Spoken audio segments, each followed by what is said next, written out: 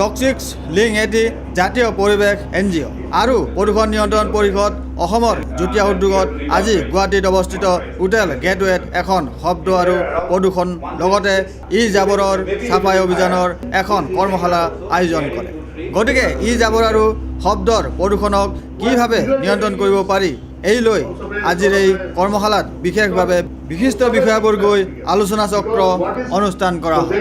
সেয়ে আজিৰ এই কৰ্মশালাত উপস্থিত থাকে Satish Sinha, associate director toxic link, Shantanu Dutta, জ্যেষ্ঠ পৰিৱেশ অভিযন্তা, MM বৰা, জ্যেষ্ঠ পৰিৱেশ অভিযন্তা, ডক্টৰ ৰচনা আৰোৰা, ছিনিয়ৰ টেকনিকেল এডভাইজাৰ।